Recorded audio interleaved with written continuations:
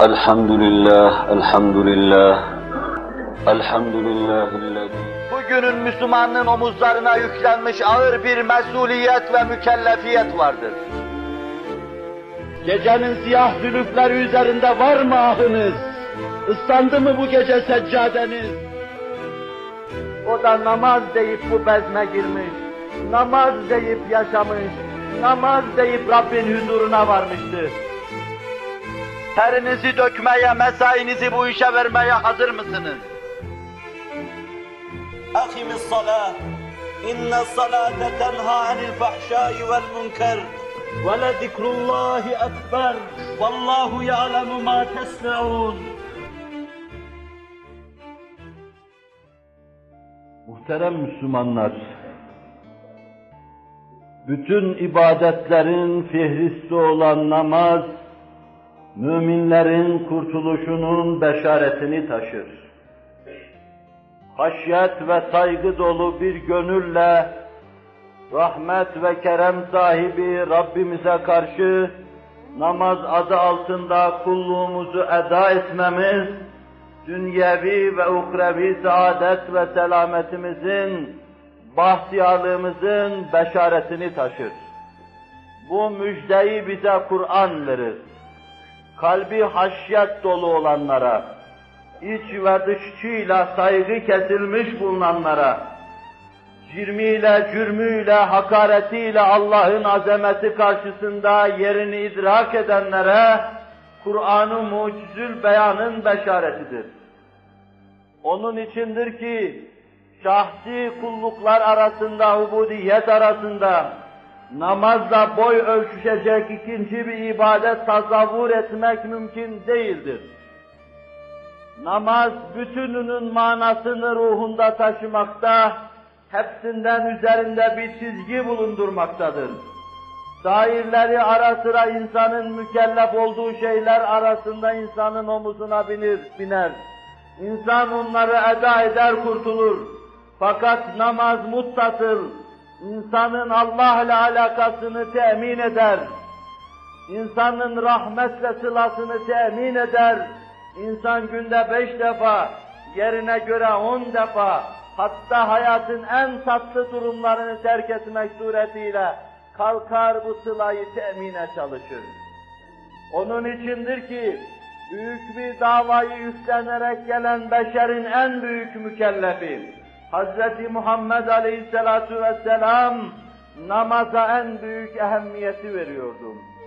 Kur'an-ı Kerim namazın etrafında ciddi tahşidat yaparken, Efendimiz sallallahu aleyhi ve sellem, namaz kılmayandan hiçbir şeyi kabul etmiyor, hiçbir şeyinin Allah indinde geçerli olmayacağı hükmünü veriyordu.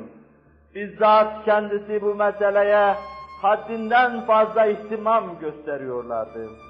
Kaç defa, belki kaç yüz defa dinlediğiniz şeydir. O günde 5 vakit namazla iktifa buyurmuyordu. Bu münacat ve sılanın gecede dahi devam etmesini diliyordum. Ve bunu yapmaya çalışıyordu.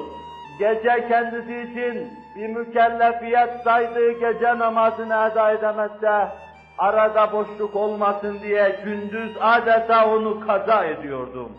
Resul-i Ekrem Aleyhisselatü Vesselam'ın başlayıp da ara verdiği, bazısını bıraktığı ibadet-ü taatı adeta görmek mümkün değildir. Sadece ümmetine kolaylık olsun diye belki bazı meselelerden ara sıra terki melhud olsa dahi, gece belki onun kat katını ifa etmek, eda etmek suretiyle kendine göre boşluk saydığı o boşluğu doldurmuştur. Bu ruh ve bu şuur içinde yaşamış, muttasıl Allah'a doğru kanat çırpmış ve yükselmeye çalışmış, vefat ederken başka şey düşünecek değildir ki. Ondan son dakikalarını Hazreti Ayşe vasıtasıyla öğrenelim. Saadet hanesinin menfezi kapısı mescidin içine açılıyordu. O bir ayağı evinde, ailesinin içinde, bir ayağının mescitte olmasını düşünüyordu. İtikafa girdiği zaman mescidin içinde girerse ara sıra başını saadethanesine ve hücresine uzatıyordu. Adeta ikiye bölünmüştü maddesiyle de. yarısı evinde, yarısı da mübarek mescidinde bulunuyordu. İşine giderken mescidinden geçiyordu. Namazını kılıyor, öyle ayrılıyordu. Evine girerken mescidine uğruyor, namazını kılıyor, öyle evine giriyordu. Namaz onun için bir yol olmuştu. Mescid bir uğrak yer olmuştu. Onun için yükselilecek yer, imkan, vücub arası makam olmuştu. O bu yoldan bir an dur olmadan ilerlemişti. Son dakikalarını yaşarken, bunun heyecan, tabir caizse hülyaları içinde geçiriyordu o dakikaları. Fahri kainat Efendimiz sallallahu aleyhi ve sellem. Sahabi, onsuz sap bağlayıp Rabbin huzuruna durmak istemiyorlardı. Her sahabide gönül şu istikamette atıyordu. Kalp şu istikamette bir manayı görüyordu. Sahabi mescitte imamını bekliyordu. İmam cemaatinin önüne çıkacağını intizar ediyordu. Heyhat, bunlar son düşüş kalkıştı. Cemaatinin önünde bir daha dize gelemeyecek, secdeye düşemeyecekti. O son dakikalarını yaşıyordu. Bir kova daha su dökün diyordu. Bir kova daha su dökün diyordu. Kovalarla başına sular boşalıyordu. Sahabi kovalarla gözlerinden suları boşaltıyordu. İmam gelmiyordu, gelmiyordu. Cemaat imamın hasreti içinde, imam namazın hasreti içinde kıvranıp duruyordu. Cemaat bu, imam bu. Biz böyle cemaat, böyle imam biliyor tanıyoruz. Cemaat bu, imam bu. Allah manasının zerresini hiç olmazsa bizleri lütfetsin, ulaştırsın. Son gündü. Ecel yeli mülkünde esmeye başlamıştı. Felek ayak ayak onun çarkına yaklaşmaya başlamıştı. Arş-ı emanında sur sesi gelmeye başlamıştı. Hususi kıyameti kopması için bütün kaideler çözülmeye başlamıştı. Cemaat yine intizar içindeydi. Perde kalkınca bütün yüzler güldü.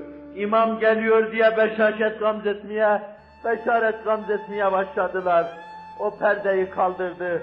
Ona artık geleceksin denmişti. Mele-i âlâ, nedi-i âlâ etekleri mücevherlerle dolu seni bekliyor. Biraz da semalara şeref vereceksin. Yeter yerde kaldığın, ey semalı ve arzlı geleceksin denmişti. Vicdanı bu sesi duymuştu. Perdeyi kaldırdı. Cemaatini mükemmel buldu. Önlerinde nadide İmam Ebu Bekir vardı. Tekbir alıp cemaate namaz kıldıracaktı. Gayrı bundan öte bu cemaat her şeyi halleder dedi. Tebessüm buyurdular. Güller açıldı. Perdeyi indirdiler. Ve bir daha da kimse cemalini görmedi. Ebu Bekir o cemali ancak birkaç saat sonra köyünden sulh ezan sesi yükseliyor. Namaz emir-el müminin deniyor. Ha kalktım diyor işte. Zorla doğrulmaya çalışıyor. Her hareketinde içinden bir şeyler dışarıya çıkıyor. Kaybettiği kanla dudaklarını hareket ettirecek hali kalmamıştır. Mosmor olan dudaklarıyla namaz diyor heyecan duyuyor. Namaz diyor kıpırdıyor. Namaz diyor harekete geçiyor.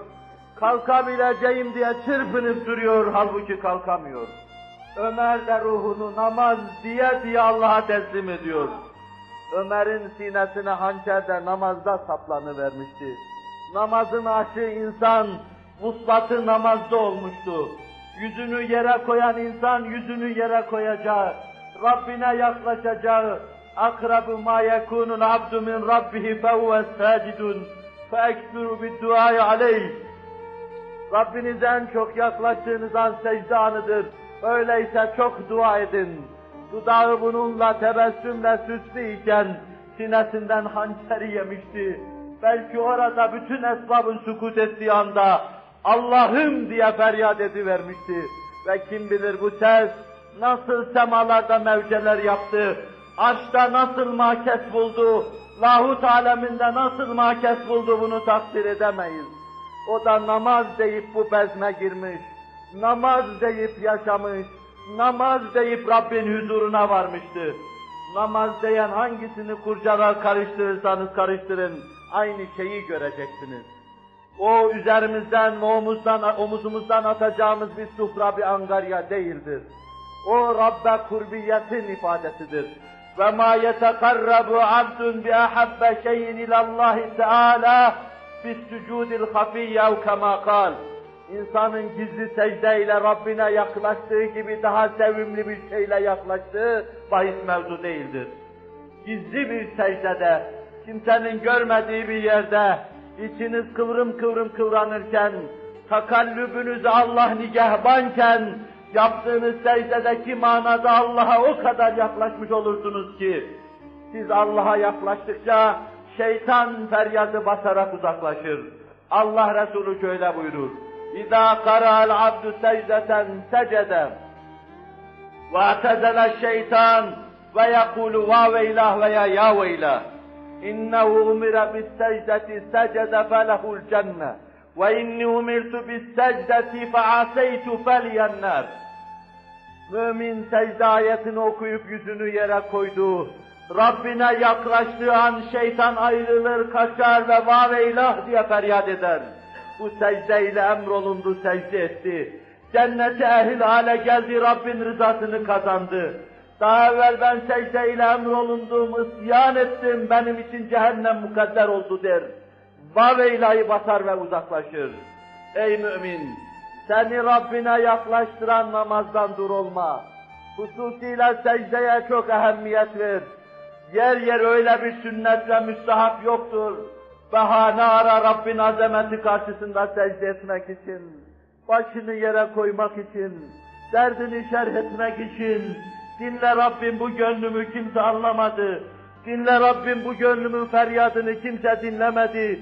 Dinle Rabbim, benim dertlerimin teşbihini kimse derman olamadı de. İçini Rabbine aç. Rabbi inni zalemtu nefsi fağfirli fe innehu la yağfiru zunube illa ent. Rabbim senden başka mağfiret edici yoktur. Nefsime zulmettim, alnımı kirlettim. Cirmimin küçüklüğüne bakmayarak büyük cürümler yaptım. Azametinle sana dehalet ediyor. Gururumu kırıyor, başımı yere koyuyorum. Beni mağfiret et, zira başka kapı tanımıyorum. Tanısaydım gidip onun eşiğine başımı koyacaktım. Tanısaydım ona secde edecektim. Halbuki sen şahit ve nigahbansın. Mücrim dahi olsam, ayar ocağında yanmadım. Başımı ayarın kapısına koymadım. Kimsenin kapısını dövmedim. Kimse karşısında secde ve rükû etmedim. Başka şeylerime başkaları karışabilse bile, secdeme kimseyi karıştırmamaya çalıştım. Şeytanın vaveyla edişler arasında kaçışına karşı, ben fefirru ilallah emrine uydum. Sana doğru firar ediyorum. Sana sığınıyor ve sana dehalet ediyorum. Bu gidiş, bu seyahat, bu miraç ve bu yükseliş, bu kavs-ı oruç ve bu arşiyeyi Cenab-ı Hak namazda cümle pak ve temiz vicdanlara duyursun. Kalplerimizi ibadet neşvetine doyursun. İbadet-ü taata karşı yabancılaşmış, namazı suhra kabilinden eda eden formaliteci Müslümanlara namazın gerçek manasını işba buyursun. Ela inne ahsenel kelami ve eblegan nizam. Kelamullahil melikil azizil allam. Kema kâlallahu tebâreke ve teâlâ fil kelam. Ve izâ kur'al Kur'anu festemi'û lehu ve ansitu leallekum turhamun.